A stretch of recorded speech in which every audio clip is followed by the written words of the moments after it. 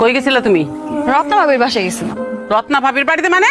ওর লগে তোমার কি? কেমন লাগে আবার কি হ্যালো তো আমি আগে থেকে কথাবার্তা কই, সুখে দুঃখে আলাপ থাকে না, ওটি করতে গেছি। বাড়িতে যে কাম কাজগুলো ফালে থুয়ে গেছো সেগুলো কি খেয়াল আছে? ঘন্টার পর ঘন্টা গিয়ে তুমি আড্ডা মারতেছো, গল্প করতেছো, কেন লেগা? আর তুমি যে গেছো আমার কয়ে গেছো? আমি তো সব কাম কইরা দিয়ে তারপর বাড়িতে গেলাম, আপনি দেখেন নাই? আর আপনার কাছে আমার অনুমতি নিয়ে যেতে বুকে আপনি এটা কি করলেন? মানে আমি বিয়া করে শ্বশুর বাড়িতে আইছি না জেলখানায় আইছি যে অনুমতি নিতে হইব আমার? বেয়াদবের মতন মুখে মুখে কথা বলবে না। তুমি জানো না ওগুলোকে আমাকে বাতাবাদি? আপনার যে ব্যবহারে শুধু তাগো লগে না, পৃথিবীর বুকে সমস্ত মানুষের লগে আপনার বাদাবাতি।